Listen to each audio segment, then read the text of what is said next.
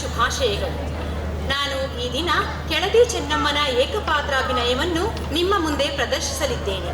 ನೀವೆಲ್ಲರೂ ಕಿತ್ತೂರು ರಾಣಿ ಚೆನ್ನಮ್ಮ, ಒನಕೆ ಓಬವ್ವ, ರಾಣಿ ಹಬ್ಬಕ್ಕ ಇವರುಗಳನ್ನು ಆಗಾಗ ಇವರ ಒಂದು ಅಭಿನಯವನ್ನ ಆಗಾಗ ನೋಡಿರುತ್ತೀರಿ.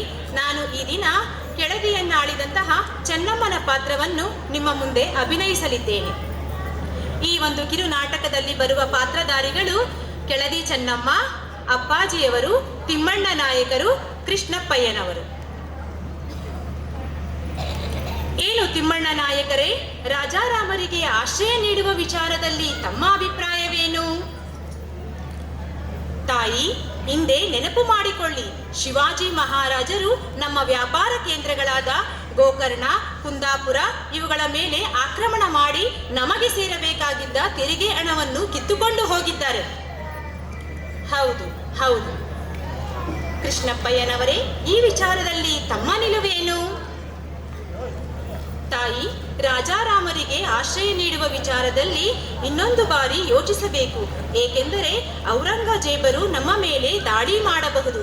ಅವರದು ಬಲಾಢ್ಯ ಸೈನ್ಯ ತಾಯಿ, ನಮ್ಮದು ಚಿಕ್ಕ ಸೈನ್ಯ. ಓಹೋ, ಆಗೋ. ಅಪ್ಪಾಜಿ, ಈ ವಿಷಯದಲ್ಲಿ ನೀವೇನು ಹೇಳುವಿರಿ? ಮಗಳೇ, ಆಶ್ರಯ ಬೇಡಿ ಬಂದವರಿಗೆ ಆಶ್ರಯ ನೀಡುವುದು ನಮ್ಮ ಧರ್ಮ. ನಾವೆಲ್ಲರೂ ಕನ್ನಡಿಗರು, ಕನ್ನಡ ಪರಂಪರೆಯನ್ನು ಉಳಿಸಬೇಕಾಗಿದೆ. ಆದ್ದರಿಂದ ನೀನು ಅವರಿಗೆ ಆಶ್ರಯ ನೀಡುವುದೇ ಸರಿ. ಹಾಗೆ ಆಗಲಿ ಅಪ್ಪಾಜಿ. ಅಪ್ಪಾಜಿಯವರು ಹೇಳುವ ಮಾತು ನಿಜ. ನಾವು ಕನ್ನಡಿಗರು, ಬೇಡಿ ಬಂದವರಿಗೆ ಆಶ್ರಯ ನೀಡುವುದು ನಮ್ಮ ಕನ್ನಡ ನಾಡಿನ ವೀರ ಪರಂಪರೆ. ನಾವೆಲ್ಲರೂ ನಮ್ಮ ಪರಂಪರೆಯನ್ನು ಉಳಿಸಬೇಕು. ಕಾಯುವವನಿಗಿಂತ ಕೊಲ್ಲುವವನಿಗಿಂತ ಕಾಯುವವನೇ ಮೇಲು. ನಮ್ಮ ಧರ್ಮವೇ ನಮ್ಮೆಲ್ಲರನ್ನೂ ಕಾಪಾಡುತ್ತದೆ. ಆಗಲಿ ತಾಯಿ, ನಿಮ್ಮಂತೆಯೇ ಆಗಲಿ.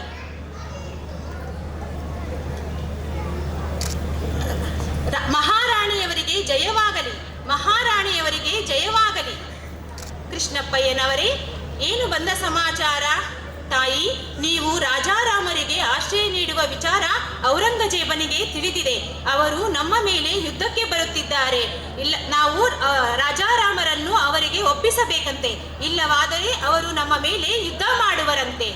ಓಹೋ, ಈಗೋ. ಆಶ್ರಯ ಬೇಡಿ ಬಂದವರಿಗೆ ರಕ್ಷಣೆ ನೀಡುವುದು ನಮ್ಮ ಕನ್ನಡ ನಾಡಿನ ವೀರ ಪರಂಪರೆ. ಅದೇನೇ ಆಗಲಿ, ಯುದ್ಧಕ್ಕೆ ಸಿದ್ಧತೆಯನ್ನು ಮಾಡಿಕೊಳ್ಳಿ. ಹರ ಹರ ಮಹಾದೇವ್. ಕೆಳದಿಯ ನಾಯಕರು ನಮ್ಮ ಕನ್ನಡ ನಾಡಿನ ವೀರ ಪರಂಪರೆಯನ್ನು ಮೆರೆದರು ಎಂದು ಇತಿಹಾಸದಲ್ಲಿ ಚಿರಸ್ಮರಣೀಯವಾಗಲಿ. ಜೈ ಭುವನೇಶ್ವರಿ. ಧನ್ಯವಾದಗಳು.